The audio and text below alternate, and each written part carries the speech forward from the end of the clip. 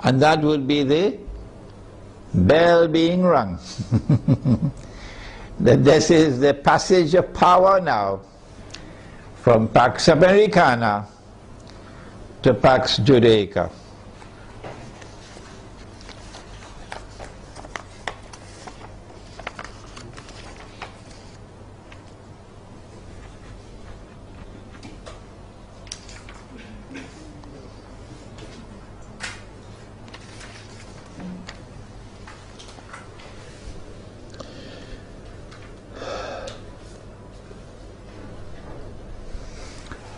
This is the Islamic eschatological dimension to the analysis that a day which is like a month will now be coming to an end, and a day which is like a week, according to the hadith, will now be beginning. The Protestant version of Islam, which is the Salafi version, insists that somewhere on earth, we just have to search, maybe somewhere behind Greenland, you're going to find a place on earth where a day will be like a year. So my answer is, well, keep on searching. Keep on searching. And I'm not speaking scornfully, that's not my way. I am not speaking in any derogative way, disrespectful way. That is not my style. No. I have the right to say, however, this is your methodology, so keep on searching. We have interpreted the text differently. This is our interpretation. And we have insisted time and again that no one should accept our interpretation unless and until you are convinced that it is correct. We said a day like a year is a different dimension of space and time than the one in which we live. So too a day like a month, and so too a day like a week. But Dajjal is here on earth, but you can't see him. Only when a day which is like a week comes to an end, after Israel has ruled the world for a day which is like a week, only then would Dajjal appear in our world as a human being, as a young man, powerfully built, curly hair and so on, to rule the world from Jerusalem. And so our Islamic eschatological analysis is that the United States is being led with a controlled demolition of the US dollar, not happening by accident. A controlled demolition of the US economy is not happening by accident. And a trap being set for the United States militarily, so that the United States will can no longer be recognized as the ruling state in the world, and Israel can replace them. I want to end now by turning to two actors, and we thank Allah that He created both Gog and Magog. If He had created Gog alone, we would have been in a lot of trouble now. But He created both Gog and Magog. And He gave both the Gog and Magog the power that none can fight them except Allah Himself. So if Gog and Magog turn against each other, they'll destroy each other, wouldn't they? If you do not understand the subject, I have a book at the back entitled An Islamic View of Gog and Magog in the Modern World. And again, as usual, the Salafis are rejecting that book. Imran Hussein is misguided. I think that for Russia and for China, an Israeli attack on Iran, particularly if it involves the use of nuclear weapons, would be recognized as a threshold being crossed. That so long as you did not cross that threshold Russia and China were prepared to go along and continue in the Security Council of the United Nations, for example, cooperating and collaborating where possible in managing the affairs of the world. But once you cross that threshold, the implication for Russia and China is that you have crossed the point of no return. And that an attack on Iran is now going to inevitably lead to world war.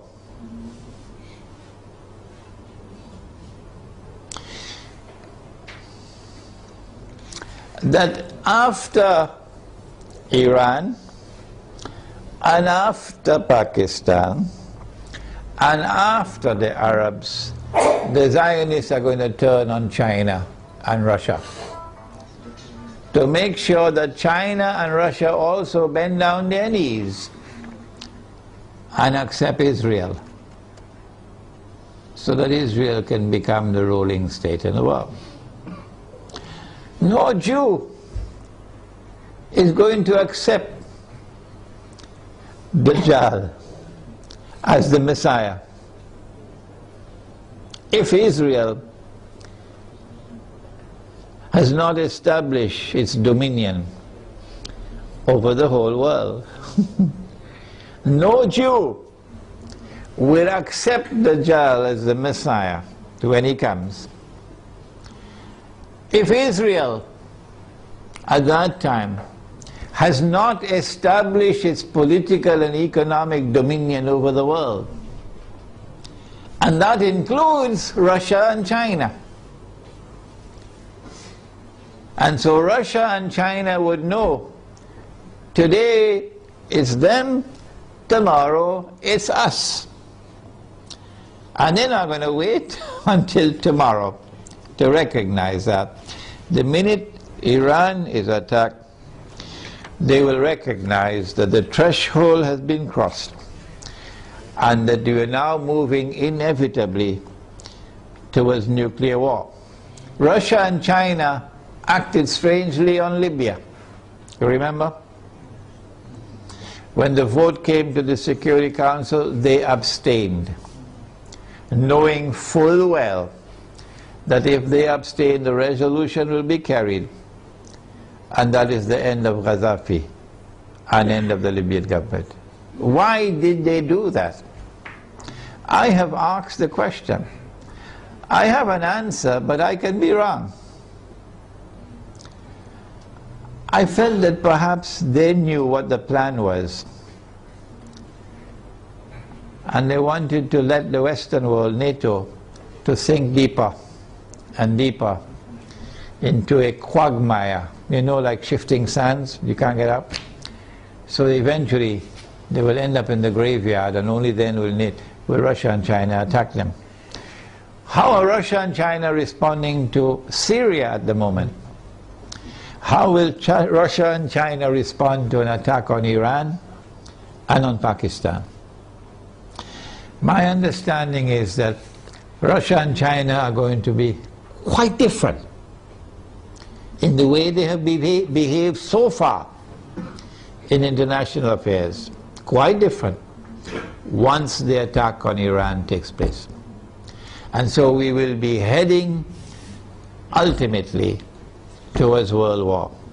A world war which the Quran has anticipated when Allah spoke about Gog and Magog, and when He said in Surah Al-Kahf, وَتَرَكْنَا بَعْدَهُمْ يَوْمَئِذٍ يَمُوجُ فِي بَعْضٍ, which can mean, one of the possible meanings is that on that day Gog and Magog are going to clash with each other.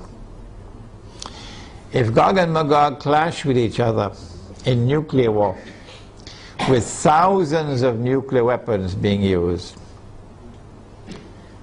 what will be the consequence for the world? Let me end with Surah Al-Isra, the ayah or the verse of Surah Al-Isra, in which Allah says, بعد أعوذ بالله من الشيطان الرجيم وإن من قرية إلا نحن مهلكوها قبل يوم القيامة أو معذبوها عذابا شديدا كان ذلك في الكتاب مسطورا. And not a single town or city will escape. They'll all be destroyed. And those which escape destruction will be punished with terrible punishment. And all of this is inscribed in the book. This brings an end to our preliminary analysis of the implications of an Israeli attack on Iran. We have certainly not exhausted the subject. And it is likely that we'll have to come back to the subject in a second and a third lecture. But I do believe that we have done sufficiently tonight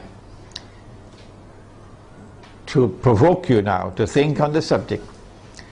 And I'll be very happy to hear your views and your responses. ربنا تقبل منا إنك أنت السميع العليم وتب علينا يا مولانا إنك أنت التواب الرحيم برحمتك يا أرحم الراحمين آمين.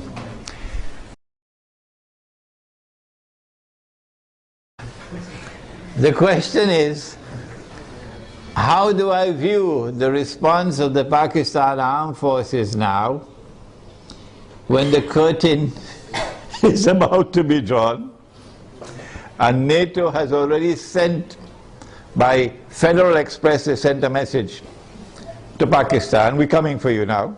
That's the message when they kill the soldiers, huh? We're coming for you now.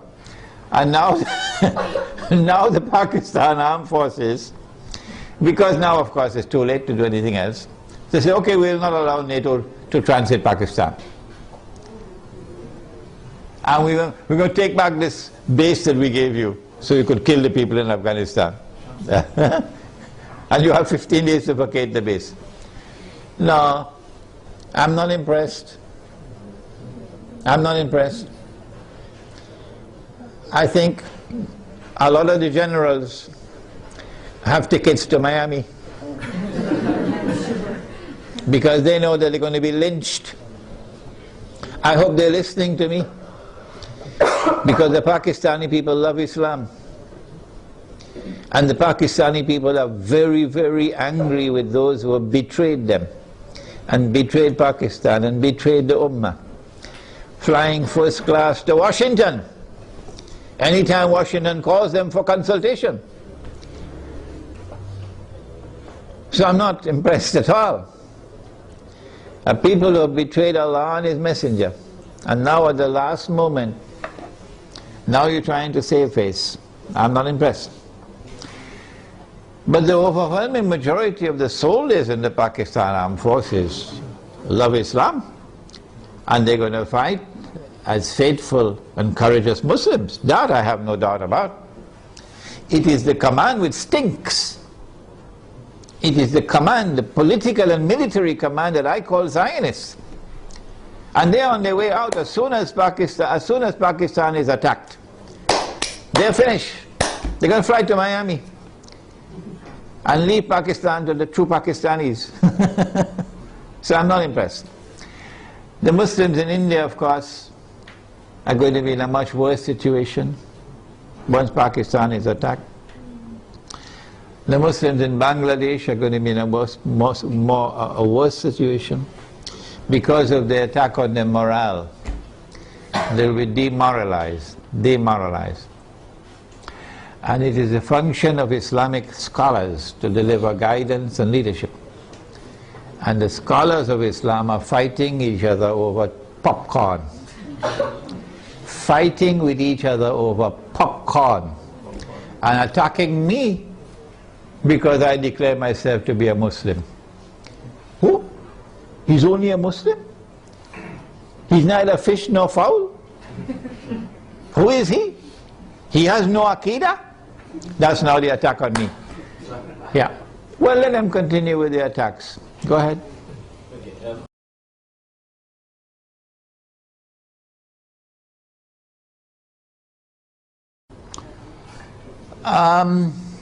The question is whether the world is going to come to an end, Armageddon, the war of all wars, which will destroy most of humanity.